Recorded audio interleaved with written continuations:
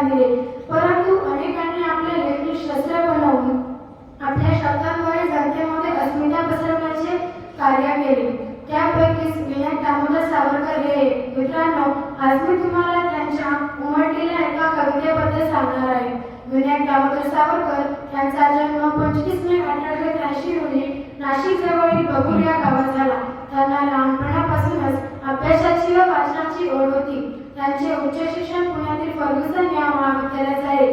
सावरकर हे केवळ स्वातंत्र्य सैनिक नव्हते, तर ते एक श्रेष्ठ कवी, लेखक व विचारवंतही होते. त्यांच्या कवितेमधून देशभक्ती, स्वाभिमान आणि धैर्य यांचा प्रभावी संदेश मिळतो. सावरकरांची ने माझे परत मातृभूमीला ही कविता मला विशेष आवडते. ही कविता त्यांनी 10 डिसेंबर 1909 रोजी ब्रायटनच्या समुद्र किनाऱ्यावर असताना लिहिली. या ओळींमधून आपल्याला मातृभूमीबद्दलची जन्म स्पष्टपणे दिसते.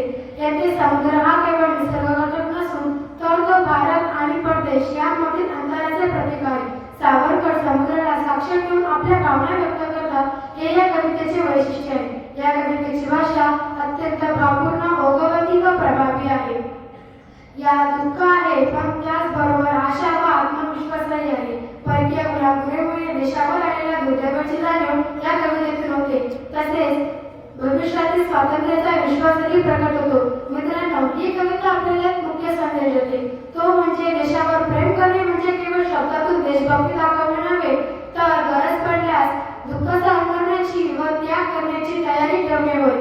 मला ही कविता आवडण्याचे मुख्य कारण म्हणजे ती केवळ सावरकरांची वैयक्तिक व्यथा सांगत नाही, तर प्रत्येक भारतीयाची भावना व्यक्त करते. जरी आपण स्वातंत्र्यात मोकळा श्वास घेत असलो तरी या स्वातंत्र्यासाठी किती त्याग झाले याची जाणीव ही कविता करून देते. शेवटी एवढेच सांगू इच्छिते की ज्यांच्या लेखणीने राष्ट्र साधे झाले त्या सावरकरांच्या कविता सदैव प्रेरणा देत राहतील. सागरा प्राण तळमळला आजही अमर आहे ते काव्य. सागरा प्राण तळमळला आजही अमर आहे ते काव्य.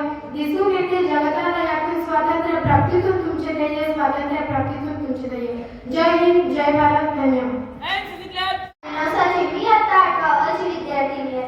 आदरणीय मुख्याध्यापिका, शिक्षक वर्ग, माझ्या लाडक्या मित्रमैत्रिणींनो, आज 26 जानेवारी हा दिवस आपण प्रजासत्ताक दिन म्हणून साजरा करीत आहोत. या निमित्त प्रथम तुम्हा सर्वांना प्रजासत्ताक दिनाच्या खूप खूप शुभेच्छा.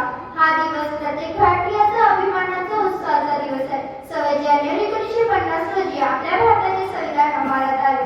भारतरत्न डॉक्टर बाबासाहेब आंबेडकर हे भारतीय संविधानाचे शिल्पकार आहेत. 26 जानेवारी 1950 पासून आपल्या देशाचे राज्यकारभार संविधानानुसार सुरू झाले. संविधानाने